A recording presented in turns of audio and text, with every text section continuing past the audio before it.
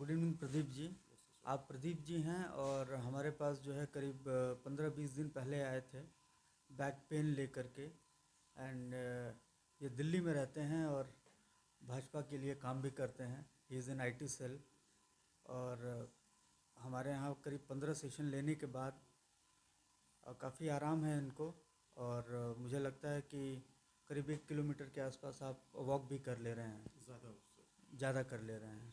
आप बताएंगे आपका एक्सपीरियंस कैसा रहा? नमस्कार। सबसे पहले मैं थोड़ा सा बैकग्राउंड बताना चाहूँगा शॉर्ट में। करीबन 20 22 साल से मैं इससे परेशान था। स्पोर्टिंग बैकग्राउंड रहता है मेरा, स्पोर्टिंग खिलाड़ी रहा हूँ, तो उसके पीछे चोट चपेट लगती रहती है। जब आप छोड़ देते हैं तो वहीं रुक जाती है, कभी परेशान करती है आपको। खिलाड़ियों के साथ ये प्रॉब्लम होती है। तो मैं जब तक खेला तब तक खेला, उसके बाद मैंने एकदम से छोड़ दिया। बॉडी फिट थी, कोई तकलीफ़ होती नहीं थी। 1999-2000 में मैंने अनजाने में बस मुक्ति पाने के लिए, एक वेद होता है पीछे से काट करके ब्लड निकाल देते हैं तो थोड़ा सा सर्कुलेशन सही हो जाता है, तो लगता है कि सही हो गई। लेकिन मेरा जो स्पाइनल कनाल में स्पाइन दब रही है, उसके कारण से काफ़ी परेशान था मैं। ये होता था, कम होता था, बढ़ जाता था, मैं इग्नोर करता था कि मुझे तकलीफ़ नहीं हुई, काम चलते रहना चाहिए। इस कारण से मैं परेशान नहीं ज़्यादा हुआ, इतना सीरियसली लिया नहीं।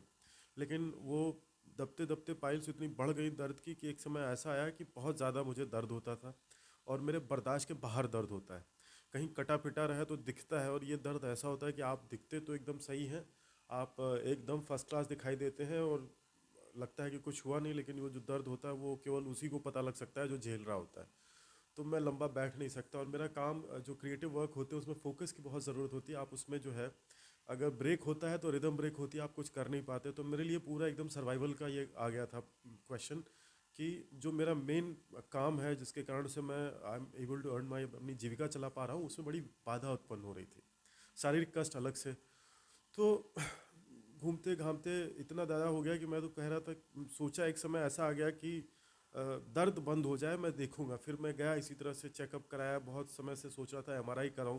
तो एमआरआई कराने के बाद जो आया, उसको आर्थोपेडिक्स डॉक्टर ने जो बताया, ऑपरेशन के लिए उन्होंने रिकमेंड किया। और बहुत अच्छे इंस्टीट्यूट और बहुत अच्छे डॉक्टर, काफ़ी एक्सपीरियंस डॉक्टर जो 800 से 1000 ऑपरेशन कर चुके हैं, उन्होंने मुझे बताया कि आप तो एकदम इमरजेंसी पे हैं, अब तक तो मैं ऑपरेशन कर देता, और आप एकदम लाइन पे खड़े हो। और आप इसलिए खड़े हैं क्योंकि आप स्पोर्ट्स पर्सन रहे हैं, और मैं हल्का सा झुक गया था। उन्होंने देख के बताया कि ये सब लक्षण हैं, अब आपको ऑपरेट करा लेना चाहिए। और मुझे ये तक बताया गया कि पूरे ऑपरेशन में सबसे इजी प्रोसीजर इसी ऑपरेशन का होता है। अब चूंकि थोड़ा सा ज्ञान है पीछे बैकग्राउंड का, साइंस और इन सब चीज़ों का समझने का, और सबसे बड़ा रिसर्च करने का कि कहाँ क्या हो रहा है, रिव्यूज़ पढ़ने का, दूसरों को क्या तकलीफ थी। अब आप यूट्यूब पे आए तो आपको ऐसे बहुत सारे जो है तकलीफ और इन सबों का मिला, लेकिन राइट डॉक्टर कौन होगा, ये थोड़ा सा मुश्किल हो रहा था कि मैं खोजूँ तो खोजूँ कहाँ। सबसे पहला एकदम से एलियन टर्म, कायरोप्रैक्टर। चलिए थोड़ा पता लगा, तो उस वीडियो में डिस्क्रिप्शंस नहीं होते थे कि वो मुझे एग्जैक्टली बताए कि ये नई स्ट्रीम या अभी अभी जो हमको पता चला वो है क्या। तो ग्रेजुअली चलता गया चलता गया। अब डॉक्टर साहब के पास मैं, आप कहें कि वर्ड ऑफ माउथ पब्लिसिटी, एक हमारे मित्र हैं उनके थ्रू मैं आया। और मैं बड़ा स्केप्टिकल था कि मैं इतने दिन से दवाइयाँ खा रहा हूँ, परेशानी हो रही है, तो दवा खा के दबा हुआ है। लेकिन एक दो दिन दवा में डिले हुआ या दवा ख़त्म हो गई, मैं सोचा हूँ देखूँ चल सकेगा कि नहीं चल सकेगा। तो वापस वहीं, यानी वही ढाक के 3-5 जहाँ से चले थे, स्क्वायर ज़ीरो पे वापस आ गए। तो मैं कहा ये तो दवा केवल दबा रही है, मेरी किडनियों को और शरीर के आंतरिक अंगों को क्या परेशानी दे रही होगी, मैं नहीं जानता इसमें। तो फाइनली डॉक्टर साहब के पास सेशन शुरू किया, और वो अपना सेशंस देने शुरू हुए। मुझे उम्मीद है कि 8 से 10 सेशन के बाद मुझे ये रियलाइज़ हो गया कि मैं अब सही दिशा में हूँ। फिर मैंने दवाइयाँ जो मैं खा रहा था उनको बंद कर दिया। जब बंद कर दिया, बिना दवा खाए मुझे आराम हुआ। तो उस दवा छोड़ने और कंप्लीट आराम होने के बीच में 5 से 6 दिन, 6-7 सेशन का डिफरेंस रहा। और शुरू शुरू में मुझे लगा कि कहीं छिल गया हो, वो दर्द होता है वैसा दर्द था, लेकिन वो पहले जैसा दर्द नहीं था जो कि मैं एकदम से बर्दाश्त ना कर सकूं। तो इस दर्द के बाद यदि आप मेरे से पूछेंगे, मेरे से आप कभी भी पूछ सकते हैं, और कितना भी बड़ा बोलने को कहें, मैं सारे दर्द के पैरामीटर्स और सिम्टम्स झेल चुका हूँ, हर वो जगह झेल चुका हूँ जो कि, जैसे बोलते हैं ना कि इस यूनिवर्सिटी के हर डिपार्टमेंट में जा चुकना, तो ये दर्द वाली यूनिवर्सिटी की मैं हर डिपार्टमेंट में हो आया था। इतना ज़्यादा मैं परेशान था कि आप समझ सकते हैं कि कितना चेयरफुली मैं बता रहा हूँ। तो मैं कैसे रिलीव्ड हूँ। और फिर अभी अभी मैंने एक स्टेटस डाला है कि जानकारी ही बचाओ है, और अधिक जानकारी के लिए संपर्क करें। आपका ठीक हो गया है तो आप दूसरों को बताएं। मैंने 4-5 लोगों को बताया। और ये चूंकि एक ऐसा सेक्टर है ह्यूमन बॉडी में या आदमी पे कि कोई डायबिटीज़ या हाई ब्लड प्रेशर जैसा नहीं है, एक्सक्यूज मी, तो लोग इसको झेलते रहते हैं। यानी एक्स्ट्रा बैगेज, जैसे एयरलाइन में आप ट्रैवल करते हैं तो 15 किलो अंदर और 7 किलो अंदर और 20 किलो का बैगेज ले चलते हैं। एक्स्ट्रा सामान होता है, उसको एक्स्ट्रा लगेज या एक्स्ट्रा बर्डन कह दीजिए। तो ये हमारे उस तरह से है कि हमारा एक एक्स्ट्रा बर्डन होता है, हर आदमी लेकर ढो रहा होता है, सामाजिक दायित्वों का निर्वहन कर रहा होता है, लेकिन इससे निजात नहीं पाता है। मैं अपने बीते कई सालों के अनुभव में जिस प्रकार से बिना दवा और बिना ज़्यादा परेशानियों के इससे निजात पाया हूँ, हो सकता है कि मुझे इसको मेंटेन करते रहना पड़े, एक्सरसाइजेस करती रहनी पड़े, सेशन लेना पड़े, वो मुझे कोई प्रॉब्लम नहीं है। मैं महीने में 5 दिन, 10 दिन या 2 महीने में 15 दिन, कोई प्रॉब्लम नहीं है, मैं वो झेल सकता हूँ। ऑपरेशन के लिए यूजली जो हमारे दिमाग में फोबिया है कि नहीं भैया हमारी तो अस्थि पंजर खुलेंगे तो गड़बड़ी हो जाएगा, वो है, सबका अपना एक्सपीरियंस होता है। लेकिन मेरा यह है कि कायरोप्रैक्टिस से और रेगुलर थोड़े से परहेज़ करने से और जो डॉक्टर बोले, जो आपको सजेस्ट किया जाए उसको फॉलो करने से आपका फ़ायदा होता है। और मैं इसका जीता जागता उदाहरण हूँ। लौरावीर से लेकर कनॉट प्लेस तक कहीं भी कहना होगा मैं डंके की चोट पे कह सकता हूँ और किसी भी प्लेटफॉर्म पे कह सकता हूँ। जिनको दर्द है, जिंदगियां बीत जाती हैं लोगों की, उनके जो है मेहनत किए वो पैसे का आनंद नहीं ले पाते, सारा धरा का धरा रह जाता है, सारी कमाई धरी रह जाती है।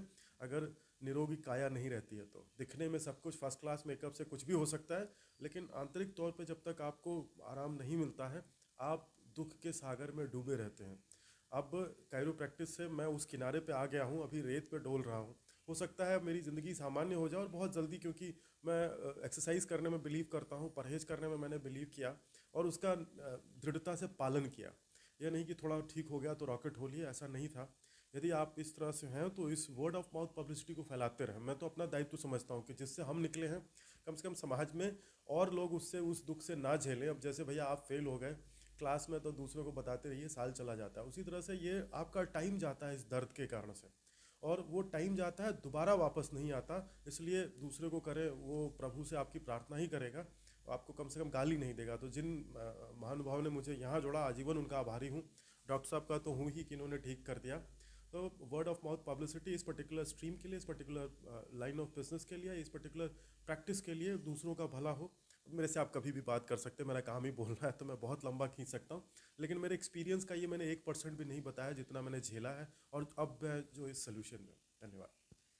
प्रदीप जी को L5S1 पे जो है डिस्क प्रोलैप्स था, और ग्रेड 2 जिसको हम लोग एंटेरोलिस्थेसिस बोलते हैं मेडिकल टर्म में, वो था, जिसकी वजह से ये प्रॉपरली चल नहीं पाते थे, दोनों पैरों में दर्द आता था, झुंझुनाहट होती थी, पैरों में सुन्नपन भी रहता था, और एक ड्रंकन गेट कह सकते हैं, शराबियों की तरह जैसे लड़खड़ा करके चलना, वैसे चलते थे। तो कायरोप्रैक्टिक एडजस्टमेंट्स के थ्रू ये रिकवर हुए, थोड़ा हम लोगों को वक्त लगा, और अब काफ़ी बेहतर हैं।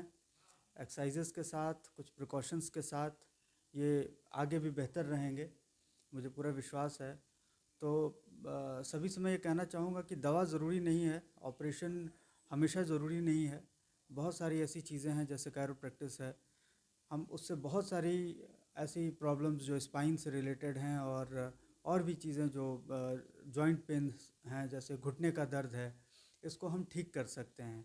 तो आप लोग ज़्यादा से ज़्यादा लोग जो है कायरोप्रैक्टिस से जुड़ें और इसका फ़ायदा लें। धन्यवाद। मैं doctor Aditya from Nirvana healing hands.